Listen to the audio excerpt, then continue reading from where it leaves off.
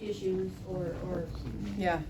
have been incorporated into this? Yeah, it's a great question.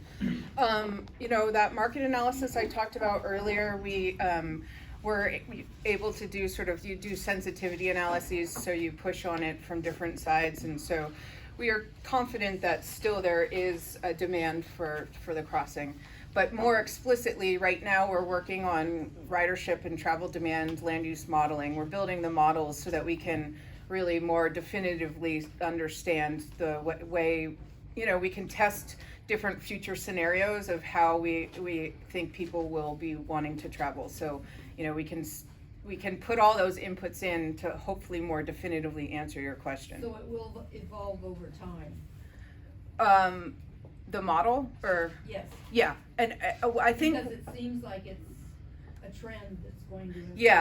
Yeah, and I think it's interesting. I think, so I was just at like TRB, which is a big transportation planning conference in Washington, D.C., and this is what everyone's talking about. You know, what is the new normal going to be? And I think, like Camille was saying, you know, it's like you can see in BART ridership, actually our weekend ridership has come back faster than the weekday riders. So those are the types of questions we are going to be analyzing more explicitly when I have that model, and that will be within the next year or sorry, I'm long-winded.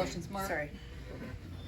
So I have to read a little because I have some numbers. But on slide three, you mentioned that the 21 county mega region is going to grow from 12.7 million people now to 15.3 million people in 2040.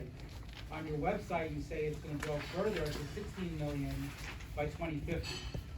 However, if I look at the Department of Finance's projections in 2020, they project that there'll be only 14.4 million people in the 21 counties in 2040, and 14.9 million in 2050, which is 1 million people below your projections.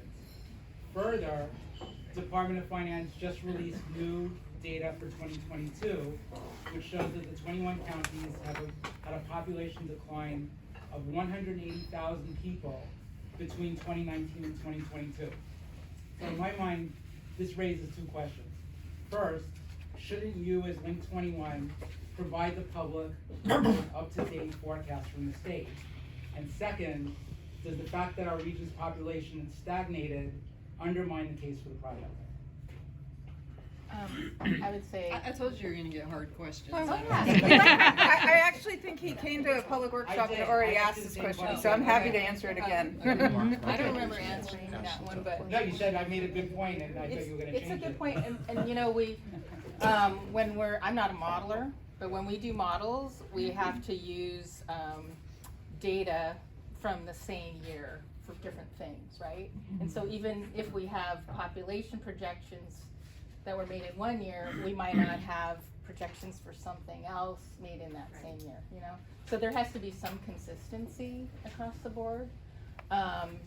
These, I believe, were based on, I'm trying to remember. These are 2015 data, and it's. So we do need to update it.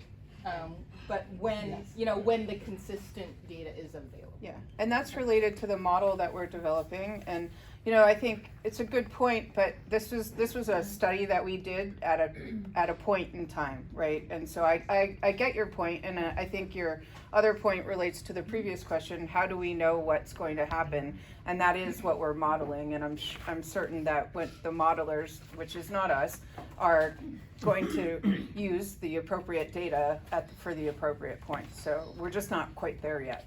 So. Well, that's the question. And No one knows. Greg. Hi.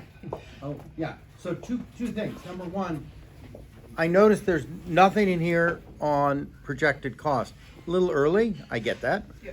However, ballpark, there's got to be some wild ass ballpark guesstimate. Yeah. How many billions are we talking about?